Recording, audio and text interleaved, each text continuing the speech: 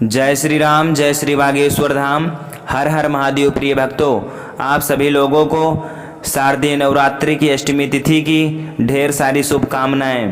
प्रिय भक्तों, आप सभी लोग कमेंट में जय माता दुर्गा देवी, जय माता लक्ष्मी देवी, जय माता वैष्णो देवी अवश्य लिख दीजिए। प्रिय भक्तों, शारदीय नवरात्रि में जो भी भक्त सच्ची श्रद्धा के साथ माता रानी का जयकारा लगाता है, उस व्यक्ति को मनचाहा वर की प्राप्ति हो जाती है। उसके जीवन में चल रही समस्त परेशानियां दूर हो जाती हैं। भक्तों, 1 अक्टूबर बुधवार को शारदीय नवरात्रि की 9वीं तिथि पड़ रही है और ये वो तिथि है जो पूरे 1 साल बाद आती है। 9वीं तिथि के दिन किया गया छोटा सा उपाय आपको उस फल की प्राप्ति कराएगा जिस फल का आपने कभी भी कल्पना न किया हो। ये आपके जीवन में चल रहे समस्त दुखों कष्टों से मुक्ति दिलाएगा। आपके जीवन में अपार खुशियां बरसेंगी। माता रानी की कृपा सदैव आप पर बनी रहेगी। भक्तों, नवरात्रि में अष्टमी और 9वीं तिथि को कन्या खिलाया जाता है, अर्थात कन्या पूजन किया जाता है। और आप लोग भूल कर भी न देना कन्या को एक चीज़ खाने को, वरना आपके जीवन में बहुत ज़्यादा कष्ट आने लगेंगे। आपके घर में जो भी धन है खर्च पड़ने लगेगा और आपके घर में बहुत ही जल्द कंगाली आ जाएगी। कन्या पूजन के समय कुछ ऐसी खास गलतियां होती हैं जिनको करने से माता रानी रुष्ट हो जाती हैं और आपके घर में कंगाली आ जाती है। प्रिय भक्तों, हो जाओ सावधान। अष्टमी और 9वीं तिथि को कन्या पूजन में कन्याओं को भूलकर भी न दान करें ऐसी एक वस्तु, वरना माता रानी आपसे रुष्ट हो जाएंगी और आपके घर से खुद तो जाएंगी और लक्ष्मी माता को भी ले जाएंगी और आपके घर कंगाली पड़ने लगेगी। 1-1 रुपए की अकाली पड़ने लगेगी। आपके जीवन में बहुत ज़्यादा दुख कष्ट आने लगेंगे। तो इसलिए आपको कन्या पूजन के समय विशेष ध्यान रखना है, क्या हमें खिलाना है और क्या नहीं खिलाना है। भक्तों, अगर आप चाहते हो कि देवी माता का आशीर्वाद सदैव बरसता रहे और हमारा खुशियों से भंडार भरा रहे, धन धान से परिपूर्ण कर दे माता रानी और आपके जीवन में चल रहे समस्त कष्टों से मुक्ति दिला दें, तो आप लोग कमेंट में माता रानी का जयकारा अवश्य लगा दीजिए। प्रिय भक्तों, अगर आप लोग मेरे वीडियो पर पहली बार आए हों तो वीडियो को लाइक कर दीजिएगा और जानकारी हमारे द्वारा दी गई पसंद आई हो तो आप लोग अपने रिश्तेदारों दोस्तों में वीडियो को शेयर कर दीजिएगा। और अब चलते हैं, हम परम पूज्य गुरु जी द्वारा जानते हैं कि कन्याओं को क्या खिलाना है, क्या नहीं खिलाना है, उन्हें उपहार में क्या गिफ्ट देना है। अगर आप भी अपने जीवन से कंगाली दूर करना चाहते हैं तो आज मेरे कहने से इस वीडियो को बड़े ध्यान से देखिएगा ताकि आप सभी का कन्या पूजन से जुड़ा हुआ कंफ्यूजन दूर हो जाए। साथ ही जाने कन्या पूजन में आपको कन्याओं को कौन सी चीज उपहार स्वरूप में देनी चाहिए और कौन सी वस्तुएं भूलकर भी नहीं देनी चाहिए। कन्या पूजन के बाद अखंड ज्योति की ज्योत होती है, उसका क्या करना चाहिए। वहीं कलश के नीचे रखे हुए चावल का क्या करना चाहिए, नारियल का क्या करना चाहिए। संपूर्ण जानकारी आपको आज इस वीडियो के माध्यम से प्राप्त होगी। यहाँ तक कि हम आपको बताएंगे कि इस बार कन्या पूजन कब किया जाएगा, महाअष्टमी की पूजा का शुभ मुहूर्त क्या रहेगा और महानवमी की पूजा का शुभ मुहूर्त क्या रहने वाला है। तो बड़े ही ध्यान से इस वीडियो को देखिएगा और हाँ, ज्यादा से ज्यादा शेयर कर दीजिएगा, क्योंकि यहाँ हम आपको पंचांग और ज्योतिष गणना के आधार पर महाअष्टमी और नवमी की पूजा के महत्व और पूजा विधि और शुभ मुहूर्त के बारे में बताने जा रहे हैं और साथ ही कन्याओं से जुड़ी कुछ खास उपाय और पूजा पाठ के बारे में बताएंगे और ऐसी गलतियों के बारे में बताएंगे जिनको करने से आप अपने आप को बचा सकते हैं, जिससे आपको माता रानी के क्रोध का सामना नहीं करना पड़ेगा और माता रानी का आशीर्वाद भरपूर आपको मिलता रहेगा। क्योंकि दोस्तों, अष्टमी नवमी के दिन कुछ लोग जो है अपने घर के रीति रिवाजों के हिसाब से कन्या पूजन करते हैं। कन्या पूजन में सबसे ज्यादा महत्वपूर्ण रहता है तो वह रहता है शुभ मुहूर्त का रहना। अगर आपको जानकारी अधूरी प्राप्त होती है और आप गलती से उस जानकारी के हिसाब से कन्या पूजन करते हैं तो इसका परिणाम पूरे घर को देख झेलना पड़ता है। इसीलिए हम आपकी जानकारी के लिए यहाँ बड़े ही मेहनत के बाद शुभ मुहूर्त और पंचांग ज्योतिष गणना के आधार पर बताने वाले हैं।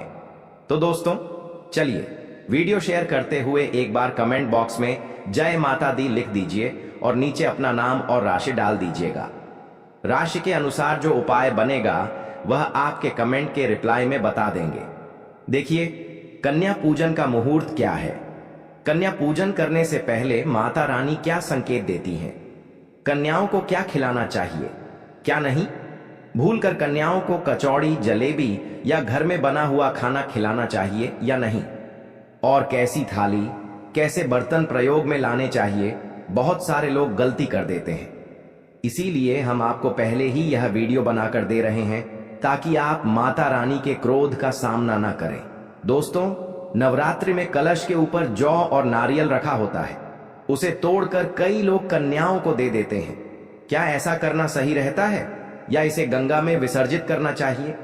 देखिए, हमारे जितने भी सब्सक्राइबर हैं हमारे इस छोटे से परिवार का हिस्सा हैं और हम आपसे यही कहेंगे कि इस वीडियो को आप ज्यादा से ज्यादा शेयर करके अपने परिवार को बड़ा कीजिए।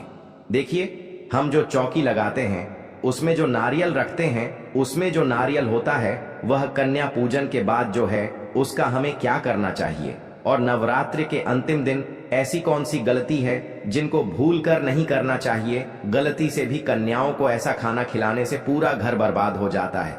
इस बार नवरात्रि 9 नहीं बल्कि पूरे 10 दिन की है जो कि शुभ फल लेकर आई है।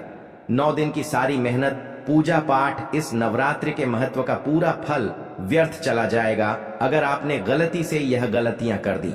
किस उम्र की कन्याओं को देवी का स्वरूप माना जाता है? दोस्तों, यह सब जानकारी आपको प्राप्त होने वाली है।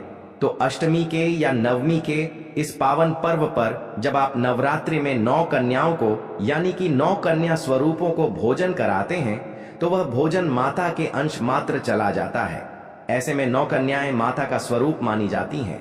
तो कन्या पूजन करने से समस्त पाप, कष्ट, पीड़ा, पितृदोष, राहु दोष, मंगल दोष सब दूर होते हैं। यहाँ तक कि घर की कंगाली दूर हो जाती है। जिनको संतान की प्राप्ति नहीं होती है वे सच्चे हृदय से दोनों दंपति अपने हाथों से कन्याओं का पूजन करें और कन्याओं को उपहार स्वरूप यह एक चीज जरूर दें, और जब आप यह वस्तु दें उस समय अपनी कामना को जरूर बोलें। आने वाली अगली नवरात्रि तक आपको खुशखबरी प्राप्त हो जाएगी। नवरात्रि में कन्या पूजन करते हैं तो माता रानी की असीम कृपा और कन्याओं के आशीर्वाद से आपके घर में धन वैभव की खुशहाली आती है। हर बार माता जो होती हैं अपनी सवारी बदल देती हैं, परंतु इस बार माता की सवारी हाथी की है जो कि हाथी पर सवार होकर पृथ्वी लोक पर आई हुई है। हर भक्त के घर में माता रानी इस हाथी की सवारी को लेकर भ्रमण करती है। जिनके घर में भ्रमण करती हैं, जिनके घर में माता का आदर होता है, वहां पर माता अपना डेरा डाल देती है।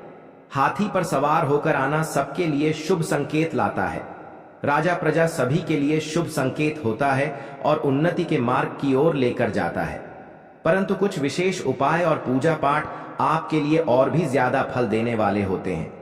जैसे किसी की नौकरी नहीं लग रही है, व्यापार में उन्नति नहीं, या फिर किसी कार्य में बार बार अड़चने आपको देखने को प्राप्त होती है, तो ऐसे में कन्या पूजन में और कन्याओं को दी गई कुछ वस्तुएं साथ ही कुछ विशेष उपायों से आपकी कामनाएं पूर्ण होती हैं। देखिए, व्यक्ति का भाग्य बदलता है और खुद उसकी आंखों के सामने बदलता है। दोस्तों, जब धरती पर माता रानी आती हैं तो हाथी पर सवार होकर के आती हैं तो फूल खिलते हैं, फसल अच्छी होती है, हरियाली की उत्पन्नता होती है, जीवन शुद्ध गंगा जल की तरह पवित्र होता है और नवरात्रि इतनी ज्यादा खूबसूरत, दुर्लभ, मंगलकारी आपके लिए बन जाती है। इस बार जो नवरात्रि हैं वह पूरे 150 वर्ष के सुसंयोग के बाद में आए हैं। ऐसा अद्भुत संयोग कई वर्षों के बाद देखने को प्राप्त होता है। देखिए, आप सभी को पता है यह साल 2025 बहुत ही ज्यादा भयंकर साल है। ऐसे में जो भी व्यक्ति अगर किसी आपदा दुर्घटना से बच जाता है तो उसके ऊपर समझो साक्षात देवी देवताओं की कृपा लगी हुई है। अगर इस साल किसी को थोड़ी सी भी हानि हो तो उसके नवग्रह तो खराब चल रहे हैं, साथ ही माता रानी का भी आशीर्वाद उसको प्राप्त नहीं हो रहा है। इसीलिए यह साल 2025 बहुत ही सावधानी बरतने वाला साल है। अभी इसका अंत नहीं हुआ है। जब तक साल 2025 समाप्त होगा तब तक के लिए अपने जीवन को सुखमय और कष्टों से मुक्ति पाने के लिए कुछ विशेष उपाय नवरात्रि में जरूर से कर लें और खास करके कन्या पूजन के समय यानी कि महाअष्टमी नवमी के दिन जरूर करें। भक्त अपनी कामनाओं को इस समय भूल कर पूर्ण कर लेंगे और आने वाले कुछ दिन जो आपके लिए हानि लेकर आएंगे उनको बिल्कुल अपने अनुकूल कर लेंगे। जीवन में आपको 10 से 12 साल तक कोई दुख और परेशानी संकट नहीं आएगा, चाहे पूजा पाठ करें या ना करें। दोस्तों, आप सभी को बता दें कि इस बार नवरात्रि जो हैं वह बहुत ही पावन पवित्र इसलिए माने जा रहे हैं क्योंकि इस नवरात्रि में केवल 9 नहीं बल्कि पूरे 10 दिन का संयोग देखने को प्राप्त हो रहा है। ऐसे में दुर्गा विसर्जन कैसे करना है और अष्टमी नवमी तिथि की पूजा का विधान है वह हम आपको पहले बताएंगे और उसके बाद हम आपको बताएंगे उपाय और फिर बताएंगे नवरात्रि में कन्या पूजन के समय कन्याओं को क्या खिलाना चाहिए। देखिए, इस बार जो नवरात्रि है वह 22 सितंबर सोमवार से प्रारंभ हुई थी जो कि 1 अक्टूबर को समाप्त होने जा रही हैं। तो ऐसे में कन्या पूजन का विधान आपके जीवन को और भी ज्यादा अलौकिक करने वाला है। दोस्तों, कई लोग अष्टमी के दिन कन्या पूजन करेंगे तो कई लोग नवमी तिथि के दिन कन्या पूजन करेंगे। इसीलिए हम दोनों ही दिन का शुभ मुहूर्त तारीख आपको बताने वाले हैं। इन कन्या पूजन में आपको बहुत ही ज्यादा कंफ्यूजन देखने को प्राप्त हो रहा है, वह कंफ्यूजन आपका हम दूर करने जा रहे हैं। दोस्तों, कन्या पूजन करने से पहले हमें अपने घर में माता रानी की विधि विधान से पूजा करनी होती है। घर में हवन करना होता है, उसके बाद ही लोग अपने घर में कन्याओं को बुलाते हैं। तो अगर आप भी यह सोच रहे हैं कि कन्या पूजन करेंगे तो इस बात का ध्यान रखिएगा। सबसे पहले जब आप अपने घर में कन्याओं को बुलाएं तो उनके चरण धोइएगा। दोनों ही दंपति एक साथ मिलकर कन्याओं के चरण धोते हैं तो माता रानी प्रसन्न होती हैं। इसके बाद एक साफ स्थान पर उनको बैठा दीजिएगा और कन्याओं के माथे पर तिलक लगाकर उनके हाथ में कलावा बांध देना, उन्हें हलवा पूरी खिलाना। इसके बाद जो भी उनसे बन सके, आप जो भी सामर्थ्यवान हो उस हिसाब से दान दक्षिणा या गिफ्ट उनको देकर उनका आशीर्वाद प्राप्त करना। परंतु यहाँ शर्त यह है कि किसी भी कन्या को पैसे मत देना। जो भी उनकी जरूरत की चीजें हैं केवल उनको वही लाकर जरूर दीजिएगा। माता रानी की चुनरी जरूर से खरीद के लाइएगा। अगर ना ला पाए तो यहाँ कमेंट में हमने कुछ यानी कि हमारे डिस्क्रिप्शन बॉक्स में कुछ लिंक दे रखे हैं, वहां से आप माता रानी से जुड़ा हुआ सामान मंगा सकते हैं। तो दोस्तों, जरूर से मंगा के रखिएगा। और भक्त जो है बहुत ही ज्यादा इस बार असमंजस में है क्योंकि इस बार की जो नवरात्रि है एक दिन बढ़ने की वजह से भक्तों के मन में शंका पैदा कर रही है। तो चलिए जान लेते हैं इस बार जो कन्या पूजन का मुहूर्त है वह क्या रहने वाला है। उसके बाद बताएंगे आप सभी को इस दिन किए जाने वाले महत्वपूर्ण उपाय। तो दोस्तों, आप सभी को बता दें, इस बार 9 दिन न होकर पूरे 10 दिन नवरात्रि प्राप्त हो रहे हैं। तो ऐसे कन्या पूजन के लिए अष्टमी और नवमी तिथि को लेकर जो असमंजस बना हुआ है वह हम आपका अब दूर करने वाले हैं। देखिए, ध्यान दीजिएगा और कॉपी पेन लेकर नोट कर लीजिएगा और वीडियो ज्यादा से ज्यादा शेयर कर दीजिएगा। इस बार 22 सितंबर से शुरू होकर शारदीय या नवरात्रि 2 अक्टूबर दशमी तिथि के साथ संपन्न होंगे। इन 9 दिनों में मां दुर्गा के 9 रूपों की विधि विधान से पूजा की जाएगी। कन्या पूजन भी विधि विधान से किया जाएगा। कन्याओं का पूजन करने का एक विधि विधान यह है कि छोटी छोटी कन्याएं ही मां के रूप में मानी जाती हैं। केवल 10 वर्ष की आयु तक की कन्याओं को घर में लेकर आए और कुछ लोग पहले दिन प्रतिदिन कन्याओं की पूजा करते हैं। तो कई लोग साधक जो होते हैं विशेष रूप से महाअष्टमी और महानवमी के दिन कन्या पूजन का आयोजन करते हैं। इस वर्ष अश्विनी मास के शुक्ल पक्ष की जो अष्टमी तिथि है वह 29 सितंबर को शाम 4:31 पे आरंभ होगी, जो 30 सितंबर को शाम 6:06 पर समाप्त होगी। इसके बाद नवमी तिथि आरंभ होगी जो 1 अक्टूबर को रात 7:01 पर है। तो महाअष्टमी 30 सितंबर को है और महानवमी 1 अक्टूबर को है, 1 अक्टूबर को। अब आप सभी को अच्छे से पता चल गया।